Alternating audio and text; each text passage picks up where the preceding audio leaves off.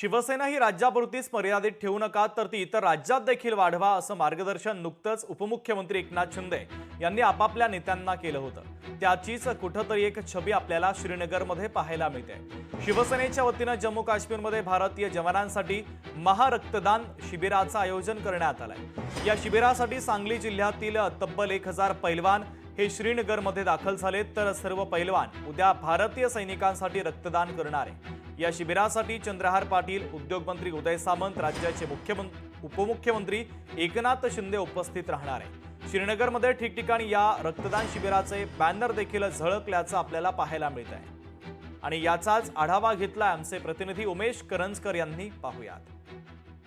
शिवसेनेकडून महारक्तदान शिबिराचं आयोजन करण्यात आलेले आहे, मात्र हे आयोजन जम्मू काश्मीर येथे करण्यात आलेले आहे। आता मी श्रीनगर येथे जो मुख्य रस्ता आहे जो थेट विमानतळाकडून मुख्य शहराला जोडला जातो त्या रस्त्यावर उभा आहे आणि तिथे आपण पाहू शकतो या सर्व रस्त्याभरामध्ये मोठ्या प्रमाणात शिवसेनेकडून या रक्तदान शिबिराचे जे आहे ते बॅनरबाजी करण्यात आलेली आहे। आता आपण बॅनर बघू शकतो। सिंदूर देशासाठी रक्तदानाचा महायज्ञ, सांगली जिल्ह्यातील जवळपास 1000 पैलवान जम्मू काश्मीर येथे सैनिकांसाठी रक्तदान करणार आहेत आणि या सगळ्या कार्यक्रमाचा जो देखरेख आहे ते उदय सामंत यांच्या देखरेखीखाली होताना आपल्याला पाहायला मिळते। मंत्री उदय सामंत हे आज सकाळीच श्रीनगरला पोहोचलेले आहेत।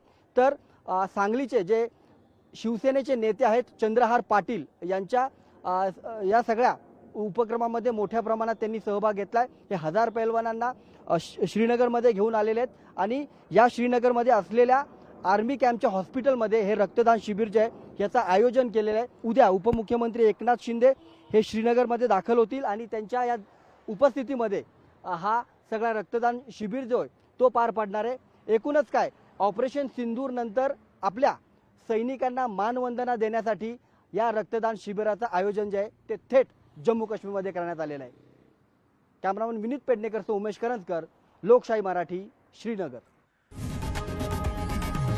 लोकशाही मराठी ऐका, पहा, जागरूक रहा।